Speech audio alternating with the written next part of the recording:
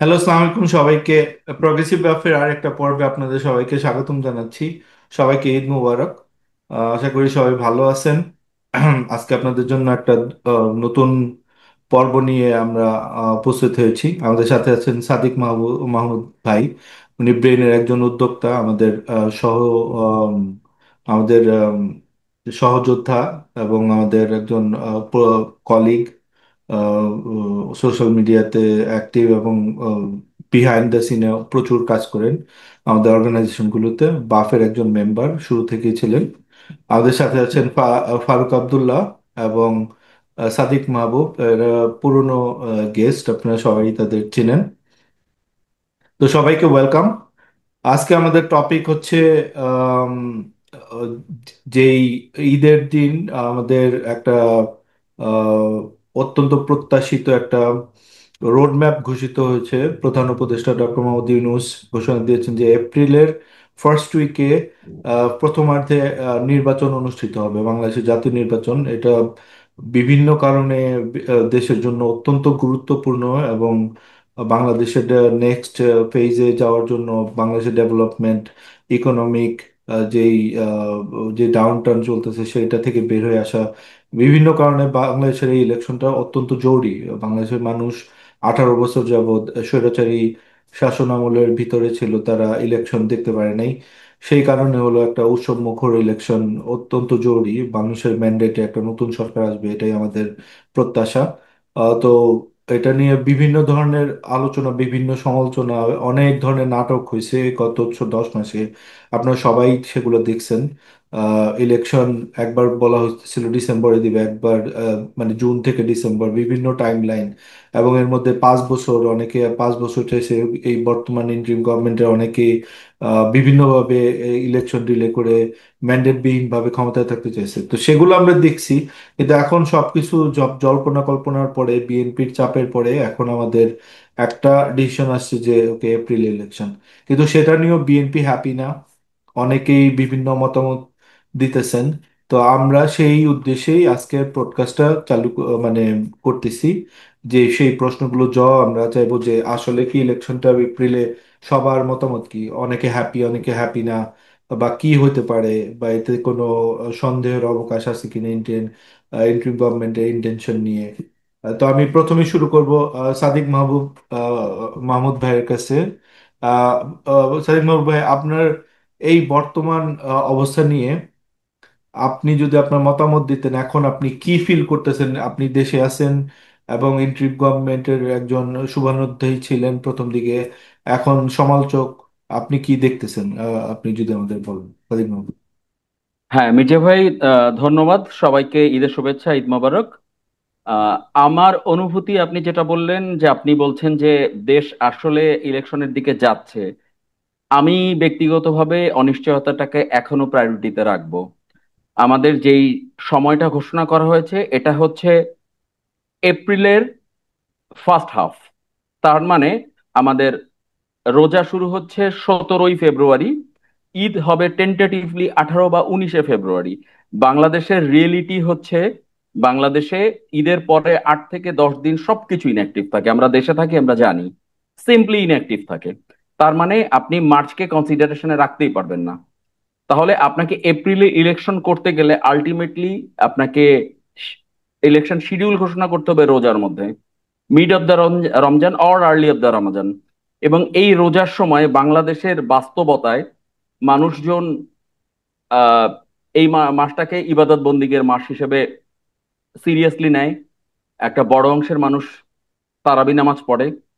এবং আমাদের হাল আমলে একটা আহ, প্রথা চালু হয়ে গেছে যেটাকে আমরা খতম তারাবি বলি। একটা মসজিদে নির্দিষ্ট একটা সময়ের মধ্যে কোরআন খতম দেওয়া হয়, এটা খুবই গুরুত্বপূর্ণ আমাদের মুসলিম কমিউনিটির কাছে।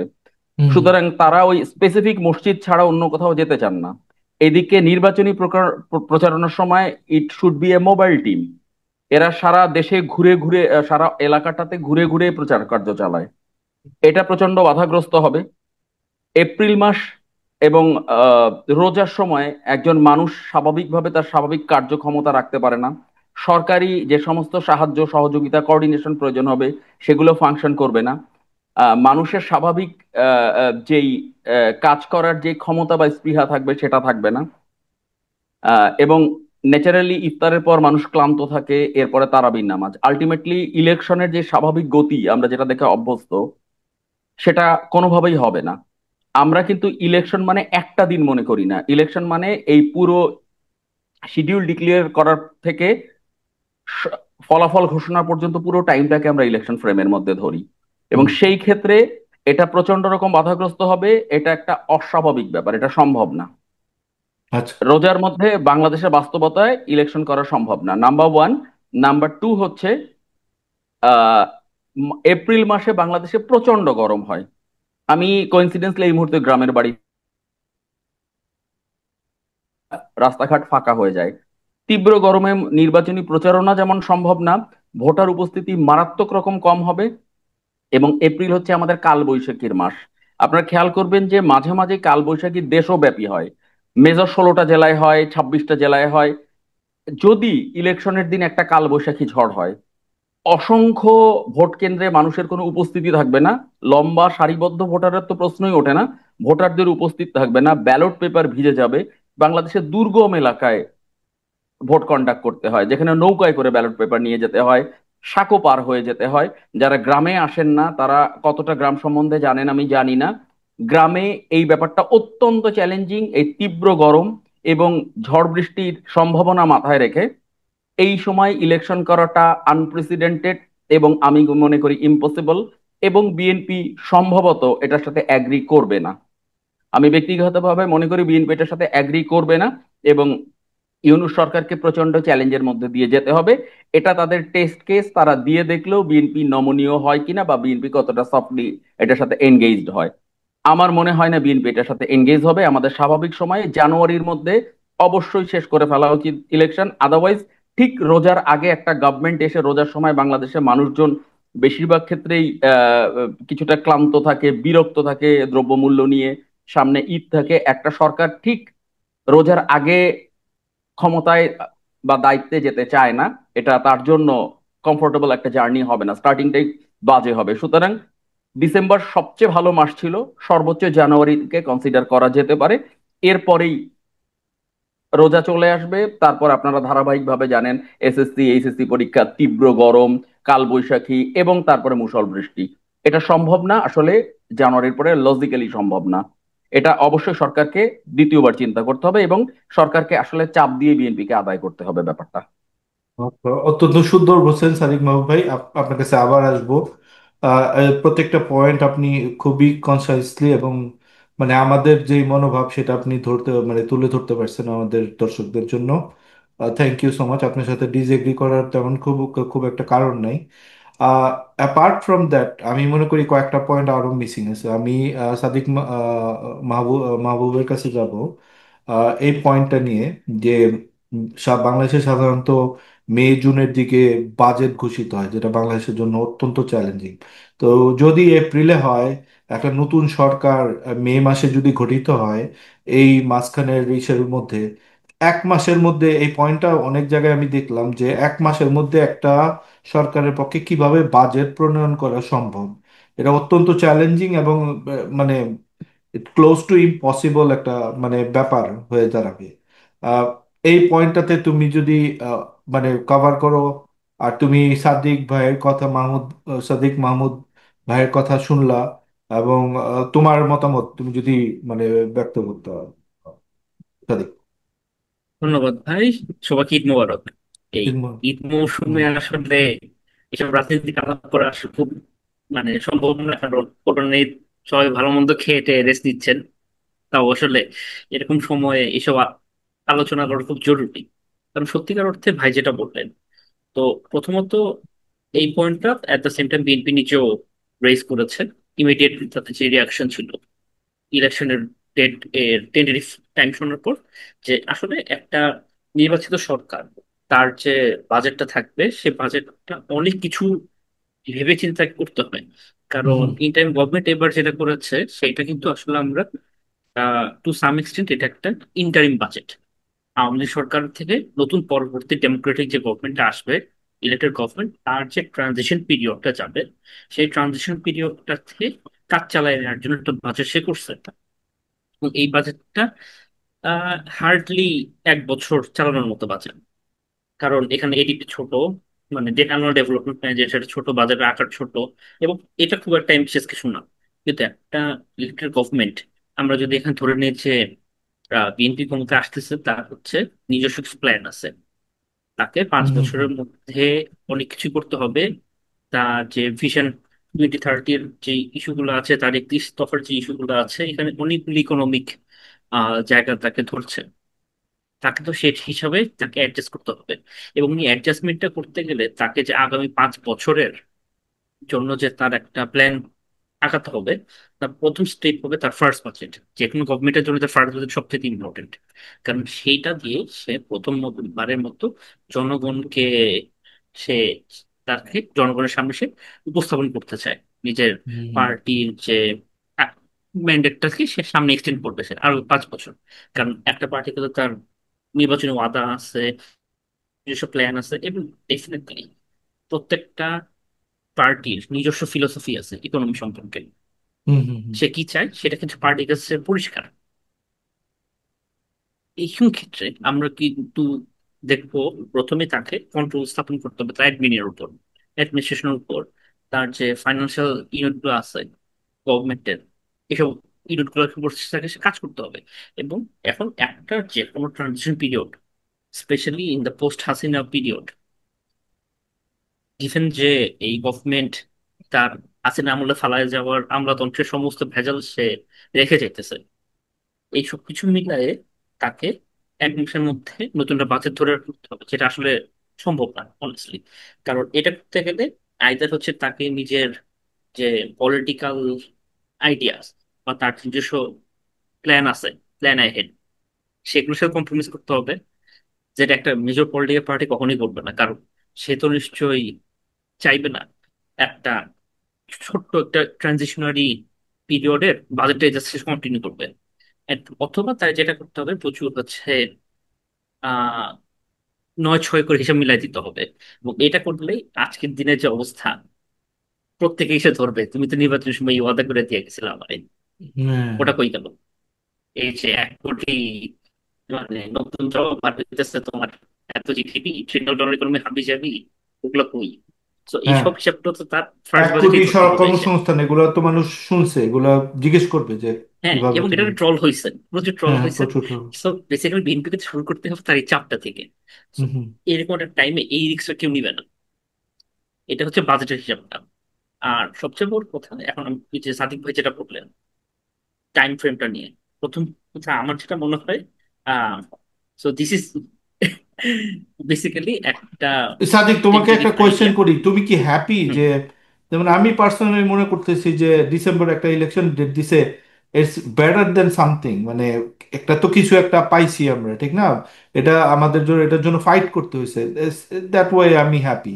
কিন্তু অবভিয়াসলি সাদিক ভাই যেগুলো বলছে এগুলো খুবই ফেয়ার পয়েন্ট, এবং আমাদের এই ইস্যুগুলোতে রেইজ করতে হবে। মানে তোমার পার্সোনাল অপিনিয়ন কি এই ব্যাপারে, যে আর ইউ হ্যাপি, অর তুমি মনে করো যে না ডিসেম্বরে হওয়া উচিত, বা জানুয়ারি ফেব্রুয়ারি, কোন টাইমটা ভালো হয়? তো এখন আমি হচ্ছে আমার পার্সোনাল যে অপিনিয়ন সেটা জায়গাটা যদি আমি বলি, আমার কাছে এটা মনে হয় যে এটা জাস্ট হচ্ছে একটা মানে টাইম, মানে টাইম কিল করার একটা ওয়ে। কারণ এখন এপ্রিলে যদি সে ধরতে হয়, এপ্রিলে যদি ধরেন, তাইলে তার ও ডেফিনেটলি এপ্রিলে হয় না, এটা আমাদের প্র্যাকটিক্যাল রিয়েলিটি। এটা আমাদের অবভিয়াসলি সম্ভব না। আইদার হচ্ছে তাহলে আপনাকে আগাইতে হবে না পিছাতে হবে। তো হুম হুম অলরেডি হুম হচ্ছে আপনি যে 2 দিন সোশ্যাল মিডিয়াতে দেখেন, সবাই বলতেছে যদি এটা এপ্রিলে না সম্ভব হয়, নেক্সট ডিসেম্বরে করতে দেন। অ্যান্ড অবভিয়াসলি এই ডিসেম্বরে ইলেকশন করার কোনো প্ল্যান এই গভর্নমেন্টের নাই। হুম হুম তার কারণ হইতেছে একটা ইলেকশনের ফেজে যাওয়ার জন্য, মানে ইলেকশনের ট্রেনে ওঠার জন্য একটা আমাদেরকে কয়েকটা জায়গায় মেজর কিছু কাজ করতে হবে। প্রথম কাজ মনে করেন হচ্ছে আপনার একদম বেসিক অ্যাডমিনিস্ট্রেটিভ কাজ, ভোটার তালিকা হালনাগাদ থেকে শুরু করে আপনার হচ্ছে আহ এখন যদি হচ্ছে আপনার in are very fair sense একটা জেরিমেন্ডারিং এর প্রয়োজন থাকতে পারে আপনার নির্বাচনী সীমা। কারণ হচ্ছে লাস্ট টাইম করার করার পর বাংলাদেশে একটা ডেমোক্রেসি চেঞ্জ হয়ে গেছে। নতুন ভোটার হয়েছে, আরবানাইজেশন হয়েছে, ডেমোগ্রাফিক সব যেগুলো চেঞ্জ হয়েছে, হুম হুম এগুলো করতে হবে। আর যদি আমরা চিন্তা করি যে গভর্নমেন্টের কাছের লোকজনদের যেসব ইচ্ছা আছে, যে ভোটারের বয়স কমায় আনা ইত্যাদি এটসেট্রা এটসেট্রা, এইসব যদি কাজ যদি তাদের করতে চান, which they will try to do. কারণ মানে এট দিস পয়েন্ট এটা ক্লিয়ার হয়ে গেছে এনসিপি কে সর্বোচ্চ বেনিফিট দেওয়ার চেষ্টা চলতেছে স্টেট হুম স্পন্সর্ড হিসাবে। এইসব হুম হুম। কাজগুলো যদি করতে চান, যে বেসিক অ্যাডমিনিস্ট্রেটিভ কাজগুলো করতে হবে আপনার, তার কোনোটার প্রিপারেশনে নেওয়া হয়নি। সো এগুলোকে শুরু করতে হয় ডিসেম্বর 6 মাস। That's not going to happen any time soon. এরপর যেটা থাকে, একটা রিয়েলিস্টিক কম্প্রোমাইজ যদি হইতে পারে, সেটা হবে হচ্ছে ফেব্রুয়ারি, অথবা মনে করেন যে জানুয়ারি শেষ বা ফেব্রুয়ারি। আসলে এইটুকু যদি না হয়, এই টাইম মোটিভেশন না করলে, মানে সত্যি অর্থে ইলেকশনটা আমাদের কবে হবে সেটা নিয়ে হচ্ছে অ্যাকচুয়ালি আমাদের চিন্তায় পড়ে যেতে হবে। কারণ এট দিস পয়েন্ট আমরা যদি দেখি যে ট্র্যাজেক্টরিতে যাচ্ছে, সেই ট্র্যাজেক্টরিটা কিন্তু আমাদের সবার জন্য খুবই কনসার্ন। কারণ মনে করেন যে এগুলো আসলে নিজেদের সরকারের সরকার সম্পর্কে বলতেও খারাপ শোনায়। সমস্যা হচ্ছে সেসব মানে গিমিক্স, এইসব গিমিক শিখে গেছে এই সরকার। হ্যাঁ, এখন সেটা এই তো আমরা গিমিক শিখে দেখছি। যাওয়ার কারণেই হইতেছে কি, মনে করেন যে অনেক জিনিসই অনেকগুলো মানে কনসার্নিং ট্রেন্ড হচ্ছে চোখে পড়ে, যেগুলো আসলে থাকা উচিত না, কিন্তু দেখতে হইতেছে। সো পার্সোনালি আমি খুবই ডাউটফুল যে তার মানে আসলেও, তুমি হ্যাপি না, তুমি ডাউটফুল, এই তো? হ্যাঁ, মানে আমি খুবই এটা ডাউটফুল বুঝতে পারছি। এই ওকে। টাইম লাইন নিয়ে। হ্যাঁ, ঠিকই আছে, আমারও একই ধরনের, বাট এটা তোমার কথাতে আর একটু ক্লিয়ার হইলো। Thank you.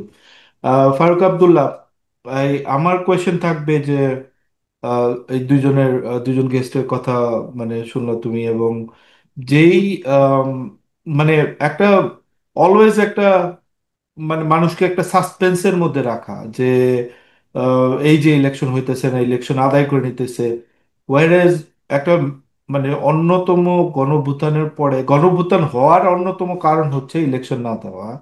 মানে গণঅভ্যুত্থানটা কেন হয়েছে, এটা তো ঘুরে ঘুরে যে ওকে ইলেকশন দিতেছে না, বিএনপির উপর অত্যাচার করতেছে, এই যে গুম খুন হাবিজাবি, তারপর এত টাকা লুট, সেগুলার একটা কনসিকুয়েন্সই কিন্তু গণ অভ্যুত্থানের সরকারের অন্যতম প্রধান কাজ হচ্ছে ইলেকশন দেওয়া। সেটা না করে তারা সংস্কার এটা সেটা নানান ধরনের কথাবার্তা বলতেছে, তাদের অবভিয়াসলি তাদের ইচ্ছা সময় ক্ষেপণ করা, যেটা সাদিক বলল, এবং ওপেনলি আমরা বলতেছি খোলাখুলি।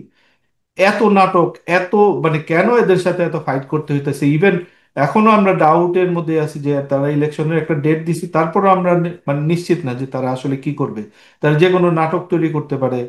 আম, এবং এর মধ্যে আমাদের দেশে বিদেশে বিভিন্ন শত্রু, দেশের মধ্যে উগ্রপন্থী, তাদের সাথে এই সরকার খুব দহরম মহরম মব ভিত্তিক সেগুলা মানে চ্যালেঞ্জ, প্লাস হলো যে মানে বাইরে ইন্ডিয়ার ইনফ্লুয়েন্স এবং ইন্ডিয়ার ষড়যন্ত্র চলমান।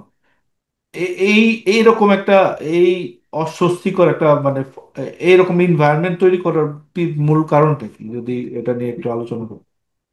হ্যাঁ, আমি যেটা প্রথমে মানে আমি খুব পজিটিভলি প্রফেসর সাহেবের ইয়েকে মানে অ্যাপ্রিসিয়েট করি, ইন এ সেন্স যে মানে যে উদ্দেশ্যটা আমরা পরে যাই উনি কীরকম ইয়েতেই হয়েছে। আমি এপ্রিলে যখন উনি বলেছেন তখন আমার কাছে মনে হয়েছে যে না, উনি ঠিক অনর মানুষ না। উনি মানে একটা ডিলে মানে যেটা হয় না যে মানে আপনার কি জানি বলে সমঝোতার একটা একটা উনি একটা উনি ওনার অফার দিয়েছেন। হ্যাঁ, হুম এখন হুম হুম মানে উনি টেবিলে বসার মতো মানসিকতার মধ্যে আছেন, যেটা যেটা খুব ইম্পর্টেন্ট। এবং এটা একটা ওয়েক আপ কল ছিল তার তরুণ তুর্কিদের জন্য, যারা যারা মনে করছেন যে তারা তাকে বসিয়েছেন। হুম হুম। হুম মানে তাকে অ্যাজ ইফ যে মানে ম্যান্ডেট বলে তারা বোঝাতে চাচ্ছিল যে আসলে ছাত্ররা তাকে নমিনেট করেছেন। বাট এই নমিনেশনটা শুধু ছাত্ররা না, এটা আসলে সব সমাজই। সালাউদ্দিন সাহেব সেদিন খুব চমৎকার ভাবেও বলেছেন আসলে যে উনি না নিলে তো আমাদেরকে মানে কাউকে না কাউকে তো আসলে আসতে হতো, তাই তো? তো ওনার এই জায়গাটা আমার কাছে মনে হয়েছে যে না, এটা খুব ম্যাচিউরি, আমি এটাকে সাধুবাদ জানাই। কিন্তু আমার প্রশ্নটা হচ্ছে এরকম যে এপ্রিলেই যদি বলি কিংবা মানে যে কোনো জায়গায় বলি, আমার কাছে দুইটা জিনিস খুব গুরুত্বপূর্ণ। একটা হচ্ছে যে আমাদের ইলেকশন কমিশন একটা ফাংশনিং ইলেকশন কমিশন না। হ্যাঁ, মানে যে কোনো সেন্সিভ যেটা পরিবেশ টরিবেশ গেল, ইয়ে গেল, তার মধ্যে আমি যদি বলি যে ইলেকশন কমিশনের নন ফাংশনালিটির জায়গাটা যদি আপনি চিন্তা করেন, যে আমাদের এই ভোটার আইডি, ভোটার ভোটার যে ইয়ে, সেটা আমরা আসলে 18 বছর 19 বছর ধরে জানি না যে আমাদের আসলে ভোটার সংখ্যা কত। এক্স্যাক্টলি, হ্যাঁ। আমাদের আসনগুলোর মানে যে উনি ডেমোগ্রাফিক যে এটা বললেন হুম হুম হুম সেগুলোতে কিভাবে হচ্ছে এবং হুম অনেক অনেকাংশে ইলেকশন কমিশন আহ, মাঝে বিভিন্ন রকম আমরা আমরা শুনলাম যে তথ্য আউট হলো, এটা হলো ওটা হলো। তো আমার কাছে মনে হয়েছিল যে এটা খুবই কনক্রিট হতো যদি উনি ঈদের আগে আমাদের একটা সুখবর দিয়েছিলেন, বাট উনি যদি একটা রোড ম্যাপ মতো বলতেন যে আচ্ছা ঠিক আছে, আমাদের যেহেতু আমার কিছু হোম সার্ভিস থাকবে, আমাদের ইকোনমিক কিছু আছে, আইএমএফ এর সাথে কিছু ব্যাপারও আছে এবং খুব মজার কিন্তু ব্যাপার উনি তো বলছেন যে ইলেকশন কমিশন নাকি রোড ম্যাপ দিবে। কিন্তু মানে আমি এটা ঘোষণাটা পড়লাম যে ইয়ে হ্যাঁ। করবেন, কিন্তু আমার কাছে এখানে একটা জিনিস আছে, বাজেটে কিন্তু আপনার ইলেকশন বাবদ আমি কোনো বরাদ্দ মানে এটাও কিন্তু আবার একটা ব্যাপার থাকার কথা, তাই না? হুম হুম একটা বরাদ্দ অর্থ মন্ত্রণালয় থেকে থাকার কথা। তো সেটাও তো আসা উচিত ছিল, মানে আসা উচিত আর কি, হ্যাঁ।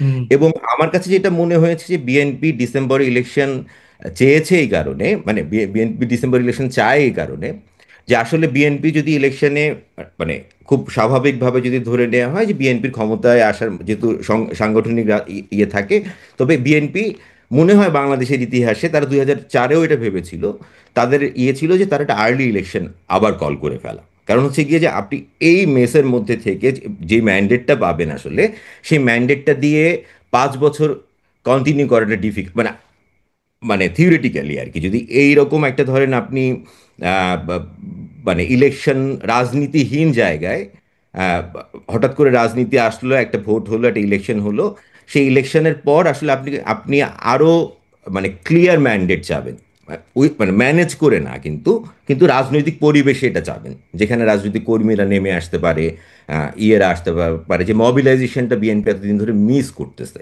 হ্যাঁ, তার কর্মীদেরকে ইয়ে ইয়ে করে। তো ডিসেম্বরের ইলেকশনটা বিএনপি ওখান থেকে আমার কাছে মনে হয় না যে বিএনপি ওখান থেকে সরবে। হুম। বিএনপি ওখান থেকে না সরে যেটা করবে বিএনপি সেটা হচ্ছে বিএনপি এই সরকারের সাথে এই ইলেকশন কমিশন থেকে শুরু করে এই নির্বাচনের যেই আপনার যে প্রতিবন্ধকগুলো হয়েছে, কারণ বিভিন্ন জায়গায় আমলারাও, আমি আপনাকে একটু ছোট্ট একভাবে বলি যে 2018-র ইলেকশনটা যদি আপনি লক্ষ্য করেন, 2018-তে এটাতে এমন হয়েছিল যে সরকারি দল শুধু একা খেলেনি, হ্যাঁ, এমন এমন জায়গা হয়েছে যে সিটগুলো সরকার চাচ্ছিল যে আচ্ছা ঠিক আছে, ওদেরকে যেহেতু ডেকে এনেছি কামাল সাহেবের ইয়েতে, হ্যাঁ, ওদেরকে 7টা সিট দেওয়ার মতো না, হ্যাঁ, ওরা আর একটু বড় মন নিয়েছিল, কিন্তু হ্যাঁ হ্যাঁ হ্যাঁ। ওই জায়গাগুলোতে এমন হয়েছে যে আসলে আমলারাই আপনার কর্মীদের কাছ থেকে ইয়ে নিয়ে করেছে। তার মানে হচ্ছে গিয়ে এই জায়গাটা খুব স্ট্রং যে মানে আমার সেন্ট্রাল গভর্নমেন্ট যদি চেয়েও থাকে যে আসলে খুব স্বচ্ছ নিরপেক্ষ হোক, তাহলেও এই জায়গাটা কিন্তু থেকে যাচ্ছে। হুম। তো দুই এইরকম। হাজার আঠারোতে স্বচ্ছ নিরপেক্ষ না, ওরা তো চাইছেই ভোট ই করতে। বাট হ্যাঁ হ্যাঁ তোমার কথা ঠিক আছে যে কিছু আসন তারা দিতে চাইছে, বাট হ্যাঁ হ্যাঁ হ্যাঁ। ওইটা সবই মানে করে আহ, ফেলছে। মানে গোটা করে ফেলছে নির্বাচনটাই তো রাতের নির্বাচন, আমি জাস্ট ফ্যাক্ট রাতে। চেকের জন্য বললাম আর কি। মানে মানে মানে কি কি হয়েছে, মানে সেটাই কথা যে আপনার ওখানেও ওদের কথা হলো যে এই কাজটা ওরা করে ফেলে, তো তার তার মানে মানে তুমি এই বলতেছো যে যদি গভর্নমেন্ট চায় স্বচ্ছ নিরপেক্ষ নির্বাচন করতে, তারপরও লোকাল পাবলিকের কারণে এটা হয়তো পসিবল হইব না, তাহলে এটা আহ, কিন্তু এটা কার তরফে যাবে? এটা কি সরকারি পক্ষে যাবে না বিএনপির পক্ষে যাবে? মানে কারা এই মানে ওটা ইন্টারফেয়ার করবে আর কি? এটার ক্ষেত্রে না আমার কাছে মনে হয় যে বিএনপি অবভিয়াসলি ভাবছেন, মানে বিএনপি যেভাবে যে টোনে মানে ম্যাচিউর টোনে কথা বলতেছে তাতে আমার কাছে মনে হয় বিএনপি এই জিনিসগুলো এগুলোতে জানে। কিন্তু এই চেষ্টাটা হলে যেটা হবে কি যে ইলেকশনটা আপনার গ্রহণযোগ্য হবে না, মানে একটা অগ্রহণযোগ্য টাইপ, এটা এক ধরনের ইলেকশন, মানে যেটা আবার যেহেতু মিডিয়া কাভারেজ বলেন, এটা বলেন লবিং লবিং এগুলো বলেন, হ্যাঁ, তখন একটা প্রশ্নবোধক একটা জিনিস থাকবে যে গভর্নমেন্ট থাকবে এখানে নির্বাচিত হয়ে। আরেকটা জিনিস অ্যাড করে নেই, এনসিপি কিন্তু অলরেডি বলছে এই নির্বাচন কমিশনের আন্ডারে তারা ইলেকশনে যাবে না। তো কোনো যদি ও ধরে নেই যে তার একটা প্রধানতম বিরোধী দল, তারা যদি হুম, ইলেকশনেই পার্টিসিপেট না করে, তো এই ইলেকশনের গ্রহণযোগ্যতা কিরকম? মানে এটা তো তখনই তারা তারা এবং এনসিপি আবার এই কিংস পার্টি, তারা ইন্ট্রিমেরই পার্ট একটা, ঠিক না? তো তারাই হুম, চাইতেছে এই ইলেকশনটা যাতে গ্রহণযোগ্য না হয়। মানে ওই যে আমি যে বললাম মাল্টি ফ্যাসেটেড মানে ষড়যন্ত্র চলতেছে, ইটস পার্ট অফ ইট, চলতেছে রাইট? এটা। এবং আমার কাছে মনে হয় যে প্রফেসর সাহেবের যদি মানে উনি যদি একাই আসলে ডিসিশন নেওয়ার যা ইয়েতে থাকেন, উনি আসলে ডিসেম্বরে ওনার এক স্টেপ ব্যাক করা মানে আসা উচিত অ্যাকচুয়ালি, যে উনি বিএনপির কথা মানলেন তা না। হ্যাঁ, আচ্ছা, উনি যেটা কম্প্রোমাইজটা কি ফেব্রুয়ারিতে জানুয়ারিতে হতে পারে না? মানে কি, মানে এটা কি নিয়ে, মানে এখানে নিয়ে গো ধরার কারণটা, এটা কেউ আহ, কিন্তু মিস্টেরিয়াস কারণ, যে তারা ক্ষমতায় থেকে আসলে কি করবে, বন্দর আর করিডোর বাদে তাদের কি দেওয়ার আছে, মানে এই সরকারটা কি দিতে চায়, কি করতে চায়, বেশি দিন থেকে তারা কি করবে, মানে সংস্কার যেটা বলতেছে কমপ্লিটলি ফালতু, এটা প্রমাণ হয়ে গেছে সব জায়গায় যে ওখানে আসলে কিছুই নেই। সংস্কার এটা 1 মাসের মধ্যে করা সম্ভব, সবাই বিএনপি এগ্রি করে নিছে, যেগুলোতে এগ্রি করা সম্ভব সবই এগ্রি করে নিছে, আর যেগুলো করে না ওটা ফান্ডামেন্টালি আরো 10 বছর এই সরকার থাকলেও হবে না, মানে যেটা তারা চায় না, আর যেটা আমি চাই না সেটা আমি চাই না, ঠিক না? এটা তো হবে না। তো এটা কি জন্য এই সরকারটা থাকতে চায়, কি জন্য এটা, আচ্ছা, কোনো আমি উত্তর আছে? আমার কাছে একটা একটা উত্তর আপনি ইয়ে করতে পারেন, সেটা হলো যে দেখেন, প্রফেসর ইউনূস তো একজন ধরেন খুব কর্মবীর মানুষ। হ্যাঁ, উনি তো কোনো রকম মানে লিগেসি লেসনেস মানে ঠিক হয় না যে আপনি জাস্ট আসলেন চলে গেলেন। হ্যাঁ, উনি আসলে ওনার ওই লিগেসিটা উনি মেবি এইটা একটা একটা ফ্যাক্টর আর কি। হ্যাঁ, আর তার সাথে যেই মানে যে ছাত্র বলেন কিংবা এই এই এই এই এই ইয়েটা বলেন, তার যে পিয়ার যে গ্রুপ আছে, তাদের তো ক্ষমতায় থাকার মানে ইচ্ছাটা অন্য অন্য হুম কারণে। হুম বাট হুম। প্রফেসর সাহেবকে আমি ধরে নিচ্ছি যে আমি তাকে আপনার অলওয়েজ দি বেনিফিট অফ ডাউটটা দিতে মানে আমি ইচ্ছুক। কিন্তু ওনার জায়গাটা তো একই ব্যাপার যে আমি কিছু না করেই চলে যাব। হুম। তো আমি কিছু না করেই চলে যাব কিংবা আমি কিছু মানে কিছু ম্যাজিক দেখাবো না। হ্যাঁ, তো ওইটা উনি আসলে ওনাকে ওই জায়গা থেকে আমার কাছে মনে হয় যে না, ইউ ইউ অলরেডি অ্যাচিভ মানে মেনি থিং। হ্যাঁ, আপনার আসলে এই জায়গায় না, আপনাকে আমাদের আরো দরকার হবে, আমাদের আরো ইয়ে আছে। তো এই জায়গাটা এখান থেকে উনি উনি এই জিনিসটা এই গোটা সরাই ফেললেই হয় আর কি অ্যাকচুয়ালি আচ্ছা, আমার যেহেতু কাছে। লিগেসির কোয়েশ্চেনটা আসলো, বাংলাদেশের সবচেয়ে ভালো নির্বাচন গুলার এক হয়েছে শাহাবুদ্দিন সাহেবের আমলে, এবং বাংলাদেশের মানুষ ওনাকে হাইলি হাইলি রিগার্ড করে। আমি তার পাসপোর্ট রেসপেক্ট করি। আমার মনে হয় প্রতিটা বাংলাদেশি তাকে মানে ই করে, যে এরকম একটা ইলেকশন পর এই ডক্টর মোহাম্মদ ইউনূস যা করতেছে, যা যেই মডেলিং চলতেছে, এটার লিগেসি কি হবে? উনি তো আরো টার্নিশ করবে, মানে তা মানে বাংলাদেশের মানুষ একসময় যদি জানে যে আমরা যেগুলো জানি সেগুলো যদি সবাই জানে, তাহলে তো তার হেট করা শুরু করবে, ঠিক না? মানে লিগেসি তো আমি দেখতেছি আরো খারাপ হওয়ার চান্স অনেক বেশি বেড়ে গেছে। But এবং এই সুইসাইডাল ব্যাপারটা বস মানে রাজনীতিতে আপনি অনেক অনেক জায়গায় দেখবেন খুব ভালো রকমের ইমেজ থাকা মানুষ, হ্যাঁ, ক্ষমতার কাছাকাছি এসে গিয়ে এই চোকিংটা হয় আর কি। হ্যাঁ, মানে এটা তো আমাদের প্রথম দেখা না, আমরা তো এর আগেও দেখেছি এরকম হুম। ব্যাপারগুলোতে। আচ্ছা, তো থ্যাংক ইউ ফারুক। আমরা কনক্লুড করবো, তোমার কাছে আবার আসবো। সরি, সাদিক ভাই, আপনি আলোচনাগুলো শুনলেন, আমাদের গেস্টদের আমার কথা শুনলেন, আপনার প্রতিক্রিয়া কি? কনক্লুডিং রিমার্কস বা যাই বলতে চান, আপনি যদি বলতেন। আমার প্রতিক্রিয়া হচ্ছে, আমার মনে হয় ইউনূস সাহেব সিম্পলি টাইম পারচেস করছেন। আপনার খেয়াল করে দেখেন, ইউনূস সাহেব যখন ক্ষমতা নেন বা দায়িত্ব নেন, আমরা যাই বলি, উনি 18 তারিখে যেই ভাষণটা দিলেন জাতির উদ্দেশ্যে, এই ভাষণে উনি ক্লিয়ারলি বললেন নির্বাচন একটি রাজনৈতিক ইস্যু, রাজনৈতিক দলগুলো যখন চাইবে তখনই নির্বাচন দেওয়া হবে, clear, without any full stop semicolon, clear.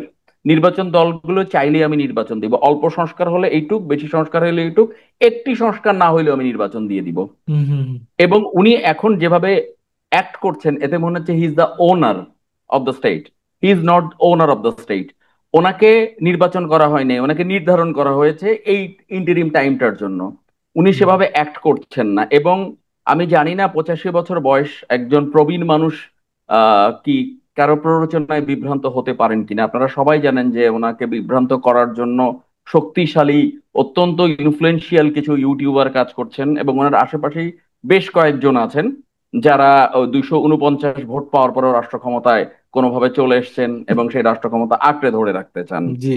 এবং আমি জাস্ট আপনাকে ছোট্ট একটা ঘটনা বলি। আমরা যখন বাফে কাজ করতাম একসাথে, তো আমাদের বাফে তো অনেকগুলো সার্কেল আছে, নিজেদের নিজেদের মধ্যে গ্রুপ থাকে। তো হুম আমরা একটা গ্রুপ একসাথে যখন কথা বলতাম, এই রেগুলার বেসিস কথা বলতাম। এর মধ্যে ফাহাম ছিল, তারপরে ডাক্তার জাহেদ ছিল, শফিক ছিল, হুম আমরা হুম অনেকে মিলে কথা বলতাম। তো ওই রকম টাইমে 8 তারিখ 7 তারিখে শেখ হাসিনা ফল করার পরে এখন সরকারের খুব গুরুত্বপূর্ণ পজিশনে একজন কাজ করেন, আমি নাম বলছি না, যাকে আমরা প্রায়শই দেখি কথা বলতে। অপ্রয়োজনীয় বেশি কথা বলতে, এবং মানুষজন যার উপর প্রচন্ড বিরক্ত হয়ে আছেন। হুম হুম হুম হুম। তো আমরা এই 6-7 জন মিলে একটা কুইক মিটিং করলাম। কুইক মিটিং হলো, এটা 1 ঘন্টার একটা মিটিং ছিল। সেই মিটিং এ 45 মিনিট ধরে উনি কথা বললেন, এবং ওনার সাথে ইউনূস সাহেবের প্রায় 25-30 বছরের পরিচয়, খুব ঘনিষ্ঠ পরিচয়।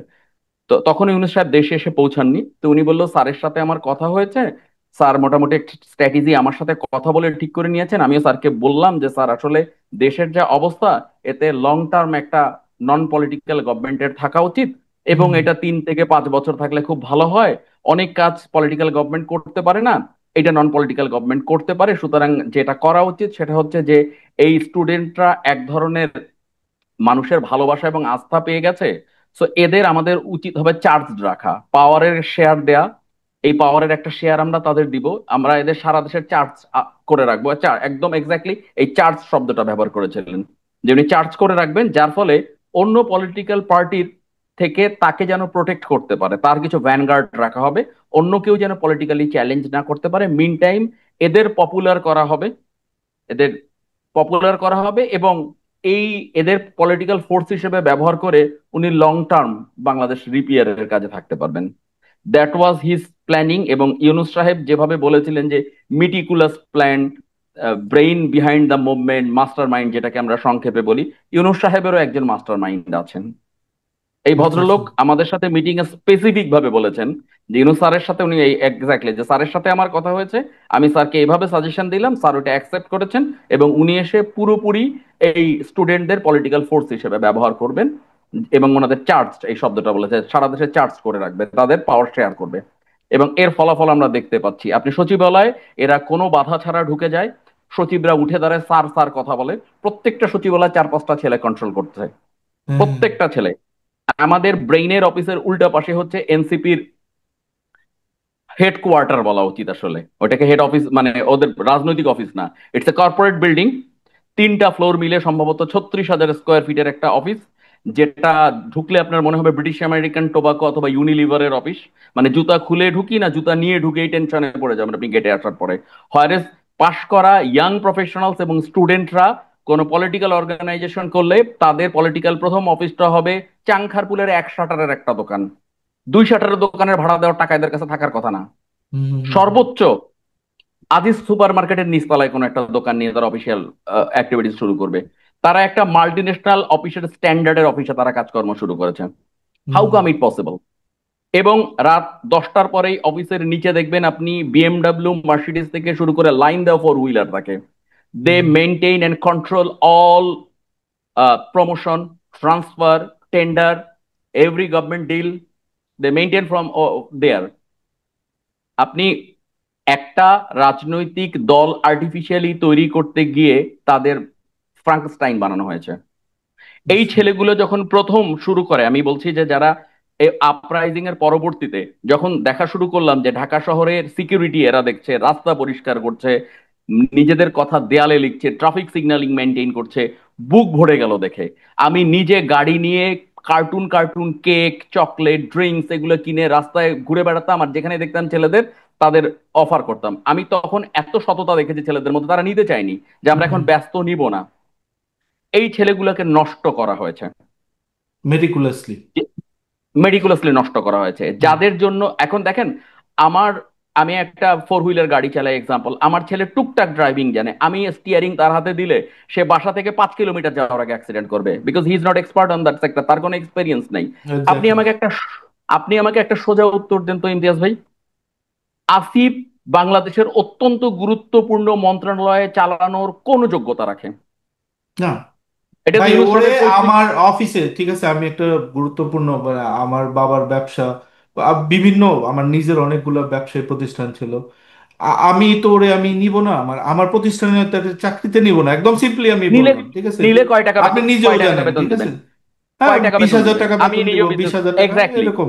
তো এগুলার এক্স্যাক্টলি। কি যোগ্যতা আছে? তো সে তো পুরো দেশের মানে আপনার এই ধরে মানে বসে রয়েছে। যেই ছেলেগুলোর এক্সপেরিয়েন্স হচ্ছে টিউশনি করা, সর্বোচ্চ কোচিং সেন্টারে পড়ানো। জি।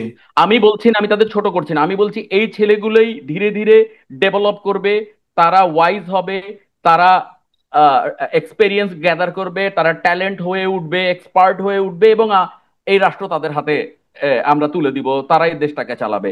কিন্তু যোগ্যতা হওয়ার আগে, আমার ছেলে গাড়ি চালানোর আগে আমি যদি তাকে গাড়ি দেই, সে গাড়িটা নষ্ট করবে, অন্য কাউকে মারবে, ধ্বংস করবে। কোনো যুক্তিতে, আপনি কোনো যুক্তিতে এই ছেলেগুলোকে রাষ্ট্র বিশ্বজিৎ ক্ষমতায় নেওয়া কুমার যায় না। বিশ্বজিতের ঘটনাটা জানেন? এখানে যে টরন্টোতে একটা ছেলে, তার ছেলে কিন্তু তিনজন জি, ছেলেকে মেরে জি, ফেলছিল, এটা নিয়ে জি। বিশাল ঘটনা হয়েছে। সেম, ওর বাবা ওকে মার্সিডিজকে বয়স হওয়ার আগে, একটা কলেজে পড়ে এই ছেলে, তাকে আপনার মানে তাকে যদি বিএমডব্লিউ কিনে দেন যে 200 কিলোমিটার স্পিডে যায়, তো তাই তার হবে, তো একই অবস্থা হবে। তাই হবে। আপনি আপনি জাস্ট সিম্পলি চিন্তা করে দেখ। আর সবচেয়ে দুঃখ কি জানেন ইমতিয়াজ ভাই, আমি খুব কষ্ট লাগে আমার কাছে, আমরা এই আন্দোলনে না স্টুডেন্টদের সিঙ্গেল আউট করে ফেলি। আপনি কেন স্টুডেন্টকে সিঙ্গেল আউট করবেন? স্টুডেন্ট তো না, এটা জনগণের একটা অংশ। মেটিকুলাসলি ডিজাইন, এটা আমরা আগে, আচ্ছা আমি আমরা আপনাকে, একটু, জি জি, আমরা আমি জাস্ট জাস্ট একটু এইটুক শেষ হ্যাঁ। করি। সিম্পল কথা হচ্ছে কি, আন্দোলনে রাস্তার কমব্যাট সিচুয়েশনে, মানে কমব্যাটে বা কনফ্রন্টেশনে কারা যায়? ইয়াংরা যায়, বুড়ারা তো যায় না। হুম যাদের বয়স 50-এর উপরে, তার তো ফিজিক্যাল ফিটনেস থাকে না, তার বেপরোয়া হওয়ার মতো মানসিকতা থাকে না, হুম তাই না? আপনার তো সারা পৃথিবীর যে কোনো আপরাইজিং এ প্রেজেন্স থাকে ইয়াংদের, ইয়াংদের বেশিরভাগই স্টুডেন্ট। হুম আপনি হুম স্টুডেন্টকে সিঙ্গেল আউট করবেন কেন? আমি বড় হয়েছি যাত্রাবাড়ি অঞ্চলে। ওই অঞ্চলের এইবার একটা স্ট্যালিন গ্রাদের মতো ছিল, আমি রেগুলার এদের সাথে কাজ করেছি, যোগাযোগ রেখেছি, আই নো দ্য রিয়েলিটি। আপনি বলেন ওইখানে স্টুডেন্টদের পার্টিসিপেন্ট 2%ও ছিল না। পুরো ফাইটটা করেছে ওইখানে লেগুনা চালক, পরিবহন শ্রমিক, কাঁচা বাজারের শ্রমিকরা। এবং মিরপুরে মাদ্রাসার, হ্যাঁ হ্যাঁ, মাদ্রাসার বাচ্চারা লাস্টের দিকে এসেছিল। আচ্ছা, হ্যাঁ আপনি যদি মানে ক্লক ওয়াইজ ধরেন, আপনি একদম মোহাম্মদপুর থেকে হিসাব করে দেখেন, বসিলা সবচেয়ে বড় ফাইটিং হুম জোন ছিল, ওখানে কোনো স্টুডেন্ট ছিল না। হুম আপনি হুম তারপরে মিরপুর ধরেন, মিরপুরে গার্মেন্টস ওয়ার্কাররা ফাইট করেছে। আপনি যদি উত্তরা ধরেন, ওখানে কিছু কলেজের ছিল এবং সাধারণ জনগণ ছিল। হ্যাঁ। আপনি মিরপুরে রামপুরার বিএনপির জনগণ, পোলাপান অনেক ফাইট করছে, এটা আমি, বিএনপি ছিল, হ্যাঁ যাত্রাবাড়িতেও তাই ছিল। হ্যাঁ। আপনি স্টুডেন্টদের এই অন্যায় ক্রেডিটটা দিচ্ছেন কেন? স্টুডেন্টদের কেন জনগণ থেকে আপনি আলাদা করবেন? কারণ যারা ওখানে গেছে ভাই, তারা তো আমাদের চোখের সামনে মিথ্যা কথা বলছে, এগুলো বলতে বলতে আমরা টায়ার্ড হয়ে গেছি। আপনি নিশ্চয়ই দেখছেন, আমি এগুলা, আমার একটা বিশাল স্ট্যাটাস লিখছি আমি এটা নিয়ে, তারপর অনেকবার বলছি আমি আমি এইসব দেখছি। কথা। জি। আচ্ছা, আপনি বলেন এই ছেলেগুলা কিসের দাবিতে গেছিল আন্দোলন করতে? চাকরির দাবিতে। কার আন্ডারে চাকরি? এই সরকারের আন্ডারে চাকরি, বিসিএস। বিসিএস এর ফার্স্ট চয়েস এবং সেকেন্ড চয়েস কি? পুলিশ এবং প্রশাসন। এরা কিন্তু এই সরকারের পুলিশ এবং প্রশাসন হয়ে পরবর্তী আন্দোলনকারীদের দমানোর জন্য যাচ্ছিল। হুম হুম ভেরি সিম্পল, শুনতে খুব খারাপ লাগবে কিন্তু কথাটা সত্যি, তারা তাই করতে যাচ্ছিল। এবং যদি শেখ হাসিনা 15 তারিখে এদের দাবি মেনে নিত, এরা বিরাট মিছিল করে শেখ হাসিনার জয়ধ্বনি দিতে দিতে আগাতো, হ্যাঁ 32 নম্বরে যে শেখ মুজিবের ওইখানে পুষ্পমাল্য দিত। হুম এরা যখন আক্রান্ত হলো, বিশেষ করে আমরা মূল মানে ফিলটা করলাম কখন? আহ, যেই মুহূর্তে মেয়েদের গায়ে মারা হলো, মনে হচ্ছিল যে প্রত্যেকটা বাড়ি আমাদের শরীরে লাগতেছে, প্রত্যেকটা লাঠির বাড়ি আমাদের শরীরে লাগতেছে। তো জি ওইটা ছিল একটা বড় ধরনের মোমেন্টাম। তারপরে যখন সাইদ মারা গেল, এই দৃশ্যগুলো আমরা নিতে পারলাম না। বা স্টুডেন্টদের উপর, এই আন্দোলনকারীদের উপর যখন এই রকম অত্যাচার করা, অন্যায় করা শুরু হলো, সারা দেশে সব স্টুডেন্ট নামলো, এদের কিন্তু কোনো পলিটিক্যাল পরিচয় নেই। ওই স্টুডেন্টরা যখন মৃত্যুর মুখোমুখি হলো, তাদের যখন নির্বিচারে মারা হচ্ছিল, তখন জনগণ নামলো এবং রাজনৈতিক দল একসাথে নামলো, এবং স্টুডেন্টরা নো পয়েন্ট অফ নো রিটার্নে চলে গেছিল। তারা কিন্তু সরকার পতনের আন্দোলনের ডাক অনন্যা হয়ে শেষ মুহূর্তে দিয়েছে। এবং এক্স্যাক্টলি। রাজনৈতিক দলগুলা, বিশেষ করে আপনি জানেন, আমরা তখন বাফের মিটিং করতাম বা আমরা নিজেদের মধ্যে যে হুম গ্রুপে হুম কথা বলতাম, হুম হুম আমরা বারবার বলতাম যে বিএনপি যেন কোনো ব্যানার না নিয়ে যায়, বিএনপি যেন পলিটিক্যালি কোনোভাবে শো না করে। হুম জামাতও হুম তাই করে না। শুধুমাত্র স্ট্র্যাটেজিক্যাল কারণে বিএনপি এবং জামাতের সাথে আমার রাজনৈতিক আদর্শগত ভিন্নতা থাকতে পারে, কিন্তু তাদের প্রেজেন্স ছিল মারাত্মক। বিএনপি এবং জামাত ওই সময় দাঁড়ায়, এবং এই পলিটিক্যাল ফোর্সের সাপোর্ট ছাড়া স্টুডেন্টরা কিচ্ছু করতে পারতো না। আপনি দেখেন, একদিনের জন্য তাদের হারুন ধরে নিয়ে গেল ভাতের হোটেলে, 24 ঘন্টার মধ্যে তারা আন্দোলন প্রত্যাহার করছে। এই হারুনের ভাতের হোটেলে কমপক্ষে 100 জন বিএনপির বড় লিডারকে ধরে নিয়ে যাওয়া হয়েছে, হুম, দিনের পর দিন রাখা হয়েছে। কাউকে বলতে পারে না আমি রাজনীতি থেকে চলে যাব। জি কেউ বলে নাই যে বিএনপির বিরুদ্ধে একটা মিথ্যা স্টেটমেন্ট দেয় নাই, ওইটা হলো দম। জি। আমরা বিএনপি আমরা ভাঙার চেষ্টা চলছে, বহুবার ভাঙার চেষ্টা আমরা হচ্ছে। আমরা অনেকেই বলি এই স্টুডেন্টদের নেতৃত্বে আন্দোলন হয়েছে, একদম ভুল কথা। এই স্টুডেন্টরা আন্দোলনের সামনে ছিল, এটাও ঠিক না। এই স্টুডেন্টদের সামনে রেখে আন্দোলন করা হয়েছে। আপনি বলতে পারেন এই স্টুডেন্ট আন্দোলনের ওসিলাকে কেন্দ্র করে একটা গণঅভ্যুত্থান হয়েছে, এটা জি ছিল ওসিলা। They are not the heroes of that movement. Exactly exactly. মানে সাদিক ভাই, আপনি কি বলবো, you just spoke my mind, আমি 100% প্রত্যেকটা কথার সাথে একমত, এবং you give a fire speech. আপনার দুইটা কোয়েশ্চেন আমি করব, সেটা হলো যে আপনার আপনি একজন ইউনূসের একনিষ্ঠ ভক্ত থেকে এখন আপনি একজন কঠোর সমালোচক, এটার মানে ট্রিগার পয়েন্টটা কি, এটা যদি বলতেন আপনি। উনি কথা রাখেননি। আমরা ওনার মতো মানুষের কাছ থেকে ব্যক্তিগত লোভ, ব্যক্তিগত সম্পদ সংগ্রহের মানসিকতা কল্পনাও করতে পারিনি। এবং উনি এক কথার মানুষ, এটা আমরা বিশ্বাস করতে চেয়েছিলাম। উনি এক কথার মানুষ না। যিনি বলেছেন রাজনীতি এক নির্বাচন একটি রাজনৈতিক সিদ্ধান্ত, উনি সম্পূর্ণ এখান থেকে সরে এসে ওনারশিপ, মানে আপনি আমার কাছ থেকে 10,000 টাকা ধার নিয়েছেন, একটা সার্টেন টাইমে আপনি ফেরত দিবেন। এখন আপনি ঠিক আছে ভাই, আমি দেখি জুলাই মাসে আপনাকে 1,000-2,100 টাকা দিব, ওতেই আমাকে এখন খুশি হতে হবে। হ্যাঁ, হ্যাঁ, মানে আপনি পরিস্থিতিটা ওইখানে নিয়ে গেছেন, মানে এখন ওনাকে রিকোয়েস্ট করতে হবে যে আপনি কবে ভোট দিবেন। হি is not the decision maker. Decision maker is the political party. বাংলাদেশে 30টা পলিটিক্যাল পার্টির মধ্যে 27টা পলিটিক্যাল পার্টি এক হচ্ছে, তার তৈরি করা একটা পলিটিক্যাল পার্টি, এটাকে তৈরি করা হয়েছে তো খেলার জন্য। এই জি, ব্যাপারে তো কোনো সন্দেহ নাই যে একটা সন্দেহ নাম্বার নেই, তৈরি করার জন্য। সন্দেহ এবং নেই। তাদের যে আনডিউ বেনিফিট কি পরিমাণ দেওয়া হচ্ছে আপনি সবাই জানেন। আপনি দেখেন ইউনূস সাহেব নিজের নামে মেডিকেল কলেজ, নিজের নামে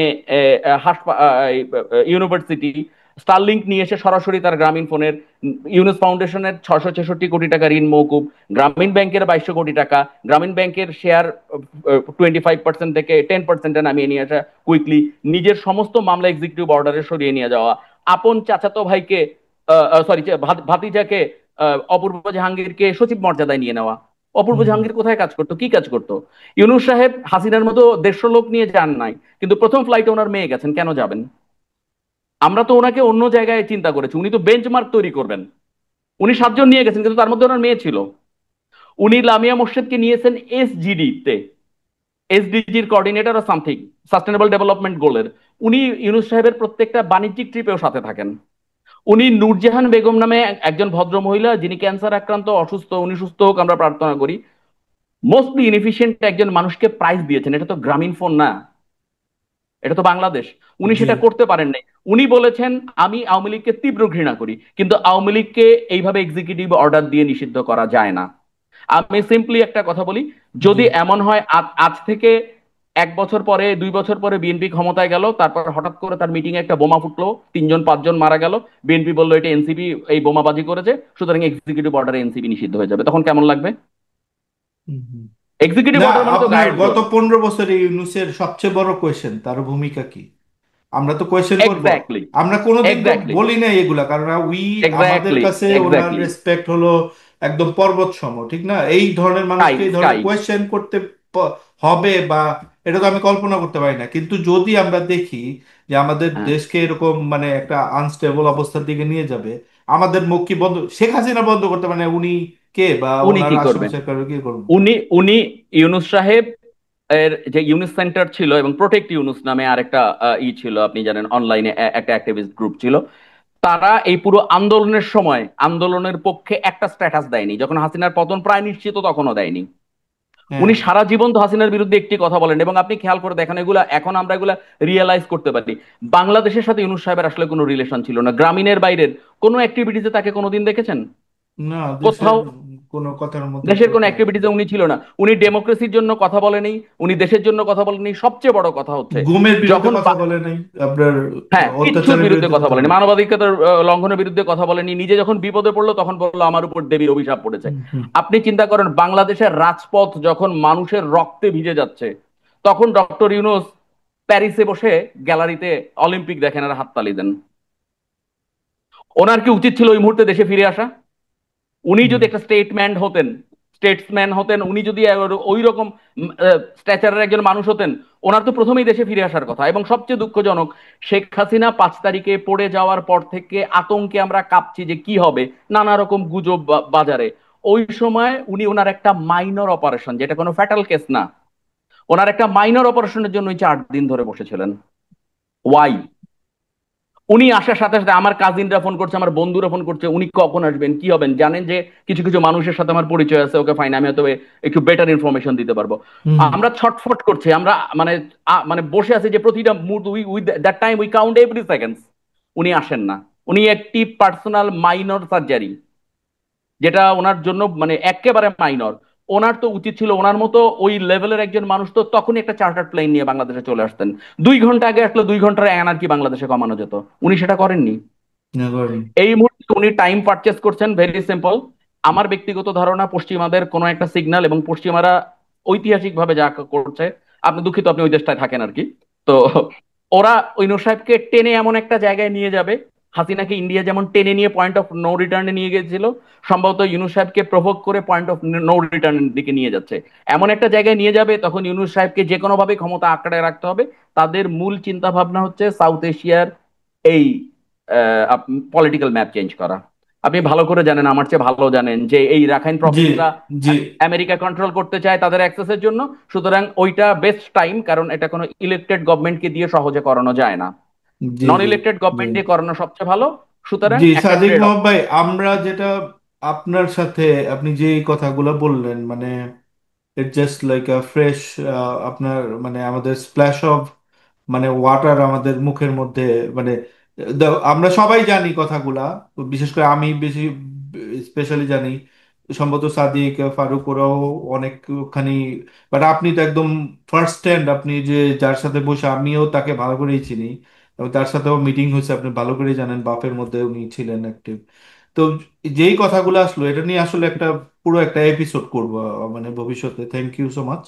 আর দর্শকরা সবাই দেখছেন, এবং আমি 100% একমত, উনি যা যা বলছেন, মানে আমি একটা শব্দ এদিক ওদিক করবো না, আমি কমপ্লিটলি একমত এই ব্যাপারে। আম, তো সাদিক ভাই, আমরা নেক্সট একটা এপিসোড করবো। আপনার ধন্যবাদ আপনার ইনশাল্লাহ। এই কথাগুলোর জন্য, এবং আপনি এই যে মানে সাহসী ভাবে যে বলছেন, এরকম সবাই যদি মুখ খুলে বলতো অনেক ভালো হতো আমাদের জন্য। সাদিক বাবু, আহ, আমাদের পায়েরি স্পিচের পর সাদিক মাহমুদ ভাইয়ের পায়েরি স্পিচের প্রতিক্রিয়া বলো, আমরা তো সবাই জাস্ট মেসমেরাইজড। এটার তোমার প্রতিক্রিয়া কি, এবং না কনক্লুডিং আসলে রিমার্ক? কি, মানে সত্যি কথা বলতে এটা ভাইয়ের মতো আমাদের, কারণ ভাই যে ডক্টর ইউনূস বা ইন্ডিয়ান গভর্নমেন্ট কতটা হচ্ছে রিলাই করতে, এটা তো নিজের চোখে দেখা honestly. Same case for those for me two. সমস্যা হচ্ছে দ্য অনলি রিজন ঠিক মতো এখন সত্য কথা বলতে পারি না, কারণ তাহলে হচ্ছে আওয়ামী লীগ চান্স পাওয়া যায়, and I would rather kill myself then give any space to Awami League. Hmm hmm hmm কিন্তু সমস্যা হচ্ছে কি, এখন অনেকগুলো অপ্রিয় সত্য কথা বলার লাগে। কারণ এখন ইনু সাহেব যে কাল্ট অফ পার্সোনালিটি দাঁড় করানো হয়েছে, এটা প্রথম থেকে কিন্তু মেনে নেওয়া গেছে, এখন জিনিসটা হচ্ছে ডিস্টার্বিং হয়ে যাচ্ছে। প্রথম কথা হচ্ছে, মনে করেন ইভেন ছোট্ট একটা এক্সাম্পল দিই। এই বছর ঈদে কোরবানিতে মানুষজন গরু কম কিনছে, গরুর দাম বেশি ছিল, এন্ড হতেছে মোটামুটি অবস্থাটা খুব একটা সুবিধার ছিল না। এটা সবাই মানবে অনেস্টলি। গরু কম ছিল, গরুর দাম বেশি ছিল, মানুষের হচ্ছে মানে গরুটা কস্টলি পড়ছে, কোরবানিটা কষ্ট পড়ছে, গেছে। সিম্পলি কথাগুলো রেজ করার জন্য লিটারেলি যেই কথাগুলো তুলছে, সবাইরই হচ্ছে মোটামুটি দেখা গেছে যে অনলাইনে মানে ইউনুসেফ বক্তব্য হচ্ছে গালাগালি করে বিএনপি দালাল বানায় ফেলছে। সারা হুম জীবন হুম হচ্ছে হচ্ছে মানে সিম্পলি। এখন সমস্যাটা হয়েছে কি, আপনি যখন আহ শেখ হাসিনার গভর্নমেন্টের অনেকগুলো মাইনর সমস্যা বা minor issue Yunus government inherit করছে, সেই জিনিসগুলো সে ধরছে। এবং সমস্যা হইতেছে কি, মানে যদি বলি শেখ হাসিনা ওয়াজ অটোক্রেটিক গভর্নমেন্ট, কিন্তু তার বহুত অটোক্রেটিক চিন্তা ভাবনা এসব ইউনুস লোকজনের মধ্যে চলে আসছে। এখন just মনে করেন আগে হচ্ছে বিএনপি জামাত পাকিস্তানের দোষর বলতো, এখন হচ্ছে ভারতের দোষর বিএনপি দল হাবি জাবি ইত্যাদি ইত্যাদি এসব টাইপের। হুম সমস্যা হুম হয়েছে কি, সমস্যা হলো যখন আপনি মার্চেন্ট, ইভেন আপনি যদি দেখেন, আপনি ছোট্ট একটা উদাহরণ দিই। ডক্টর ইউনূস যখন হচ্ছে একদম হাইট অফ পলিটিক্যাল ক্যাওস চলতেছে বিএনপির সাথে, একজন পদত্যাগ করবেন, এই খবর প্রথম আমি যখন শুনছি, তখন আমার কাছে মনে হয়েছে যে না মানে, মানে এটা তো টিনেজার কোনো কাজ করতেছে না, যে গেলাম আমি খেলবো না, হাঁটা দিলাম বাসার দিকে, ব্যাটটা হাতে নিয়ে আমি আউট হয়ে গেছি, ব্যাটিং ছাড়বো না, ব্যাটটা নিয়ে বাসায় চলে গেলাম। মানে এইটা ব্যাপারটা সেরকম হয়ে যায়। সমস্যা হইতেছে ওনার যে স্টেটমেন্টটা ছিল, স্টেটমেন্টটা মানে আননেসেসারি প্রভোকেটিভ ছিল। এবং সমস্যা হতেছে he started to talk like the spokes person of certain political party. সমস্যা ওইটাও না, সমস্যা ওইটাও না, সমস্যা হতেছে উনি যে থ্রেড গুলো দিচ্ছেন, ওগুলো থ্রেড সোজা বাংলায় আমি সব বলে দিব, হ্যান করবো ত্যান করবো। তার সমস্যা হতেছে তার একটা পার্ট ছিল যে কিছু হলে হচ্ছে আমি জনগণকে নিয়ে প্রতিহত করবো, এই টাইপের একটা থ্রেড দেওয়া। সমস্যা হতেছে হাউ ডু ডিফাইন দ্য জনগণ কি আর। আপনি যখন হুম হচ্ছে মনে করেন যে মানে আপনার পক্ষে যারা নাই, এগুলো ছাড়া সবাই আপনি আদার করে দিবেন, তার মানে এটা হচ্ছে ইউ আর নট, মানে you are walking down a very slippery slope there, যেটার হুম এন্ডে হচ্ছে আপনি গিয়া মানে তাকে লেখা দেখবো ওখানে আওয়ামী লীগ বসে আছে। সমস্যাটা হুম। হচ্ছে ওইখানে। সমস্যা হলো এগুলা মানে ডিগ্রির ব্যাপার আছে, নুয়ান্সেস আছে, অনেক ভেজালি আছে। সমস্যা হচ্ছে যে আচ্ছা, আমি একটা ডাক্তার কোয়েশ্চেন ইউনূসের। করি। এটা তো হ্যাঁ, এত বলতেছে যে তারা ইন্ডিয়ার দালাল না, এটা না সেটা না, লীগের দালাল না, বাট যেগুলা করতেছে এগুলো তো আলটিমেটলি গেটওয়ে খুলে দিতেছে আওয়ামী লীগের জন্য। মানে এটা হ্যাঁ, তো একটা মানে অ্যাবসলিউটলি। খুব স্কেরি একটা ব্যাপার। তুমি যে কথাটা বললো যে না তোমার কাছে তো এটা এক্সিস্টেন্স, তুমি দেশে আসছো ঠিক আছে, আওয়ামী লীগ আসলে তোমারে সবার আগে মারবে, কারণ জানে যে তুই you are the face of, তুমি বিএনপির সাথে জড়িত, প্লাস মানে জুলাই আন্দোলন একজন মানে অনলাইন যোদ্ধা, তুমি একটা না স্কেরি আই পজিশনে গো আছো। ওয়ে ব্যাক, মানে আমার তো সমস্যা এটা না, আহ, মানে না এবং না, আমি ওটার ইস্যু বলতেছি না। যে তোমার জন্য একটা এক্সিস্ট, আমরা তো কথা বলি ধরো আমি কানাডাতে থাকি, আমি ডিস্টেন্সে, কিন্তু তোমার জন্য এক্সিস্ট। আমার কথা হলো যে এই গভর্নমেন্টের পক্ষে কিভাবে এটা করা সম্ভব, যে তারা জানে না যে দেশকে এরকম ডিস্টেবলিশ, বিএনপি কি কোনোদিনই চাইবে, কোনোদিন পারবে বিএনপির সাথে যে তারা যেই টানা হেঁচড়া করতেছে বা যেই শয়তানিগুলো করতেছে সেগুলোর তো কোনো এন্ড রেজাল্ট নেই। না না, আলটিমেট এন্ড রেজাল্ট হলো যে ওকে আমরা পরিস্থিতিটা নষ্ট করে দিলাম, রাজনৈতিক পরিস্থিতি আরো হ্যাঁ, ঘোলা হলো, এবং দেশের মানুষের অবিশ্বাস আরো বাড়লো, এবং মানুষ আসলে এদের উপর তো একটা মানুষের বিশ্বাস, চিন্তা করো অক্টোবর নভেম্বরে আমাদের স্ট্যাটাস দেখলে এমন হবে যে আমরা ইউনূস সরকারের একজন কর্মচারী, ঠিক যা বলতেছে সেটাই আমরা করতেছি, তার পক্ষে স্টেটমেন্ট দিতেছি, সব করছি আমরা, ঠিক না? এরা আমাদের গভর্নমেন্ট, আমরা ওন করছি গভর্নমেন্টটারে, কিন্তু তারা যেগুলো করতেছে তারা এগুলো বিশ্বাস ভঙ্গ করতেছে না, এগুলো তো একটা হ্যাঁ, আমরা হ্যাঁ। মানে শেখ হাসিনা তারা এলাম, তারপর আমরা এরকম একটা মানে এদের হাতে পড়লাম, বাটপারদের হাতে, তখন তো এটা আরো খারাপ লাগে যে আমরা কি করলাম আসলে। আহ, যদি আওয়ামী লীগেরও আমাদের জিজ্ঞেস করে যে তো হ্যাঁ তোমরা তো বহু কিছু করছো, এখন কি হইতেছে, এখন তো পারতেছো না, উল্টা তোমরা মানে থাপ্পড় খাও, তোমাদের গালাগালি, আওয়ামী লীগের আমলে 17 বছরে যে গালি খাই নাই, 7 মাসে 10 মাসে তার চেয়ে বেশি গালি খাইছি, ঠিক না? এটা অবিশ্বাস্য একটা ব্যাপার। হাজার হাজার বট আনবিলিভেবল কমেন্ট, ব্যাপার হাজার স্যাপার। হাজার, তো দেখছো, ইউ নো দ্যাট রাইট? এটা কি হ্যাঁ, কি মানে কিভাবে হলো? বট এরা তো কি চায় যে আওয়ামী লীগ আসুক? মানে আমার কোর কোয়েশ্চেন এটা, যে এরা কি, এরা চায় যে আওয়ামী লীগ আবার আসুক? তাই সেই রাস্তা তারা এখানে তৈরি তৈরি ব্যাপারটা করতেছে। হয়েছে কি, ওনাদের চিন্তাটা আসলে বোঝা কঠিন, কারণ ওনারা আওয়ামী লীগ মানে ঠিক আছে, তারা যে কি চাইছে সেটা আমি নিজেও শিওর না, কারণ এখানে অনেকগুলো ফ্যাকশন আছে। সমস্যা হচ্ছে এট দ্য এন্ড, মানে দেখেন লাস্টে যে ড্রামাটা হইলো, ডক্টর ইউনূসের পর থেকে যে ড্রামাটা হলো, আলটিমেট লুজার কে? লুজার হচ্ছে আমাকে পলিটিক্যাল মানে স্টেক হোল্ডাররা। হুম আপনি কনস্ট্যান্টলি যখন একটা পাওয়ার মানে পলিটিক্যাল এন্টিটি, শক্তিশালী পলিটিক্যাল এন্টিটি যারা হচ্ছে আপনি এক্সপেক্ট করতেছেন যে নেক্সট হচ্ছে সে পাওয়ারে আসবে, তাহলে আপনি কনস্ট্যান্টলি তার এগেনস্টে মিসট্রাস্ট বানাবেন। এবং আপনি যে ভদ্রলোক মানে যার কথা আমি যে ঠিক মতো গেস করে থাকি, উনি কিন্তু একাধিকবার এই কথা বলছেন যে হচ্ছে বিএনপি সরকার 2 বছর বেশি টিকবে না, এটা পড়ে যাবে। সমস্যা হুম। হচ্ছে এখন সেম কথাগুলো প্যারট করা হয় অনেক কয়েকটা জায়গা থেকে। ওটাও ইস্যু না, মেন ইস্যুটা হইতেছে বিএনপির এগেনস্টে যে সাদেক মাহমুদ দুই সিস্টেমেটিক্যালি। বছর বলেনি, 1.5 বছর বলছিল। ও হ্যাঁ, এক সরি, থেকে দেড় দেড় বছর বছর বলছিল, আমিও ছিলাম ওই এক মিটিং এ। থেকে 1.5 বছর। হ্যাঁ, হুম আনবিলিভেবল ব্যবসা। This sort of things. এখন দেখেন, এখন বিএনপি যে আপনারা আপনাদের ওয়ার্ডিং এ বিএনপি নেক্সট পাওয়ার আসতেছে, আপনি তারে কনস্ট্যান্টলি গুতায় বেড়ানো বা তার যে প্রভোগ করতে থাকে, সে কি করবে আপনার সাথে বলেন? Obviously he is not going to trust you. Hmm he will he will feel threatened. এখন ওটা মানে বিএনপি কি করবে তার চেয়ে বড় কথা হচ্ছে যে আওয়ামী লীগের যেভাবে চিন্তা করা হচ্ছে, আপনি যে লাস্ট 6-7 মাসের এগুলো দেখেন, অনলাইন অ্যাক্টিভিটি থেকে শুরু করে নিউজ দেখেন, আপনার মনে হবে আওয়ামী লীগ বলে কিছু এক্সিস্টই করে না বাংলাদেশে। অথচ জুলাইয়ের পর সবচেয়ে দরকারি জিনিস ছিল হইতেছে জুলাইয়ের জিন্দা রাখা, আওয়ামী লীগের ক্রাইমের ডকুমেন্টেশন করা এবং আওয়ামী লীগের ক্রাইম ইনভেস্টিগেট করা। বিচার করো। সমস্যা হইতেছে এই তিনটা কাজ একটাও করা হয় হুম না, মানে কিছুই করা হয়নি। আপনি যদি যান ব্যাকে যান, আপনার মনে হবে বিএনপি হতেছে দা নিউ আওয়ামী লীগ। গুরুঙ্গামারির মানে এক্স্যাক্টলি বিএনপির এক্স্যাক্টলি। ছাত্র দলের কর্মী কি অকাম করছে এটা জানা হুম যায়, কিন্তু অথচ হইতেছে মনে করেন সাগর রুনির মামলা এখনো পিছাই যাইতেছে। মানে হুম মানে I am not trying to like defend BNP or something like that. সমস্যা হইতেছে যে there are things you have to do first.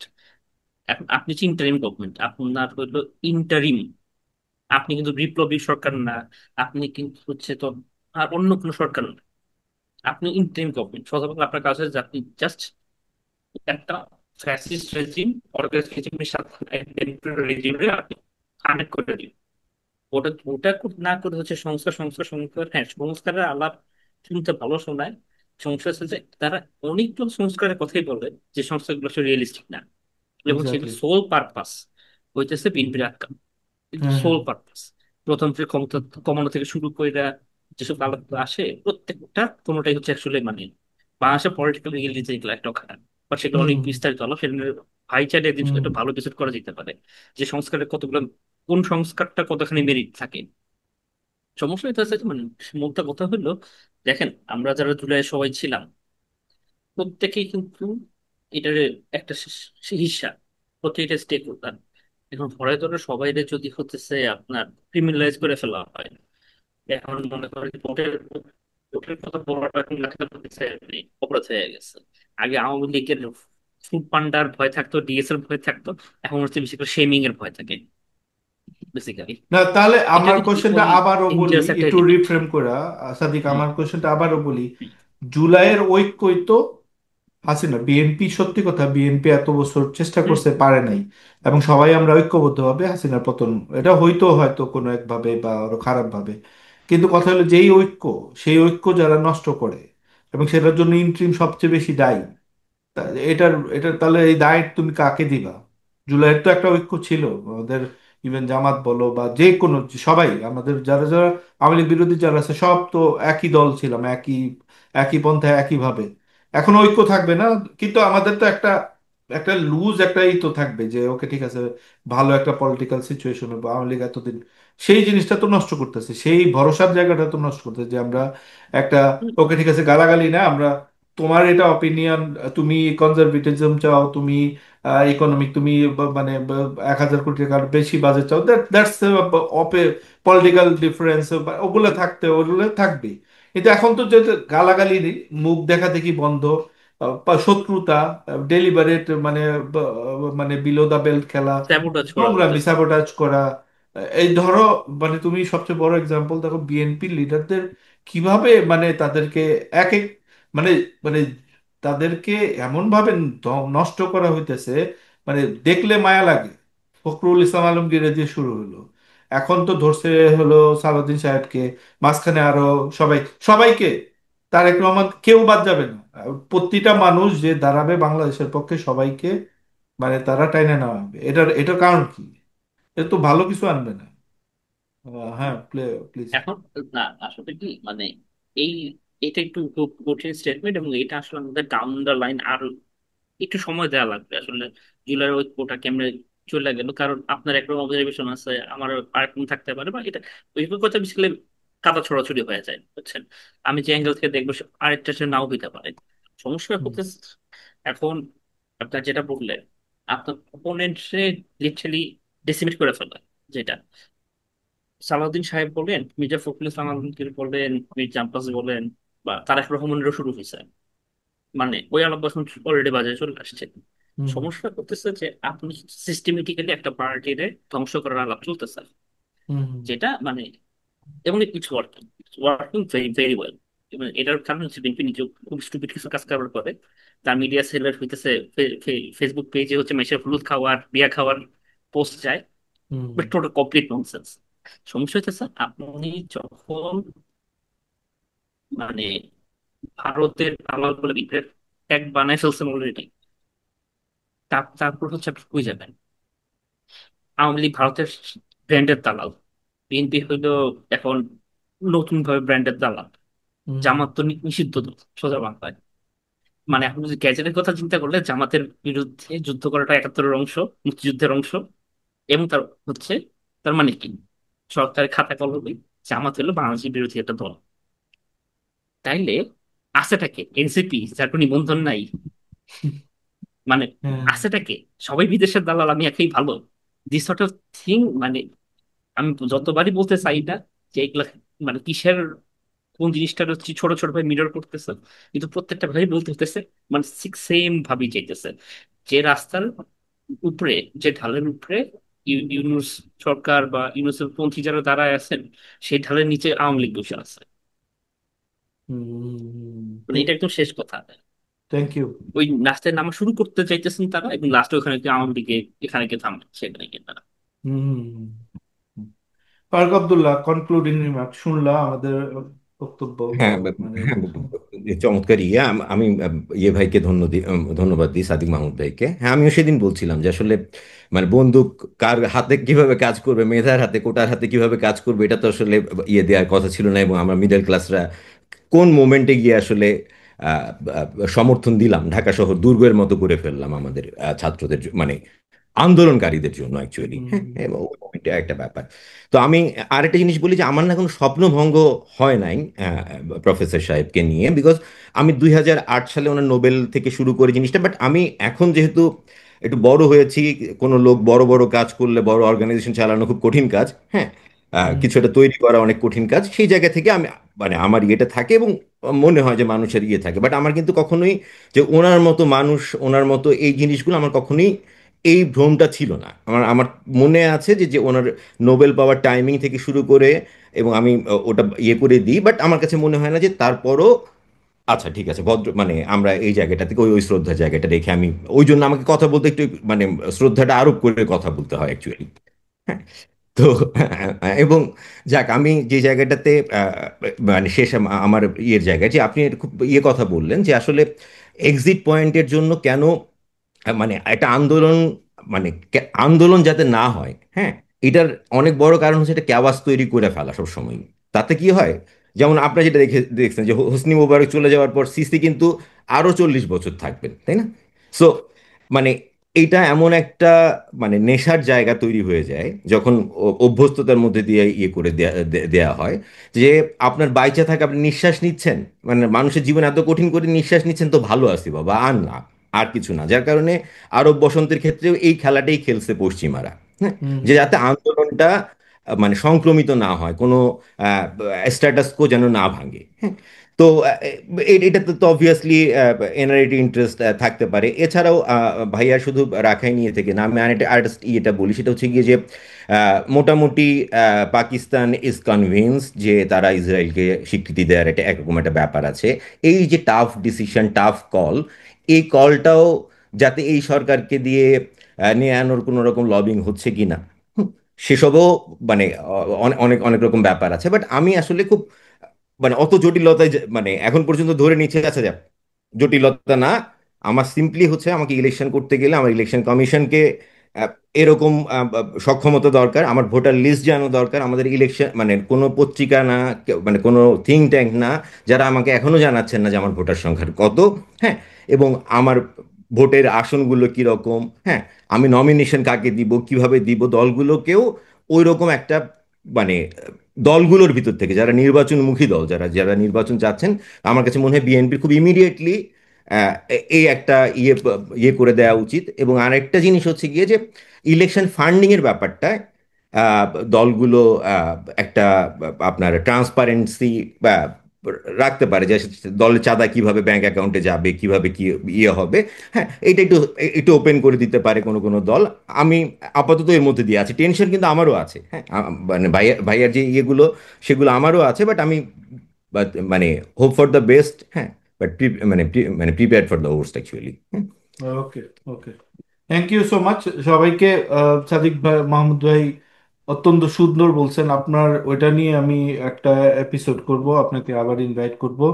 আম, আজকের আলোচনাটা আমি খুবই এনজয় করলাম। সবার আমার মতামতই সবার এই তিনজনের মুখ দিয়ে আমি শুনলাম। আম, দর্শকরা সবাই আপনারা দেখছেন, আপনার যদি কোনো কোয়েশ্চেন থাকে, অবভিয়াসলি আপনাদের কোয়েশ্চেন থাকতে পারে, সেগুলো জানাবেন। বা কোন টপিক আমাদের কথা বলতে দেখতে চান সেটা জানাবেন। আপনাদের কেমন লাগলো সেটাও আমাদের কমেন্টে জানাতে পারেন। সবাইকে ধন্যবাদ। সাদিক মাহমুদ ভাই ধন্যবাদ, সাদিক মাহবুব ধন্যবাদ, ফারুক আব্দুল্লাহ ধন্যবাদ। সবাই ভালো থাকবেন। আসসালামু আলাইকুম। খোদাহাফেজ।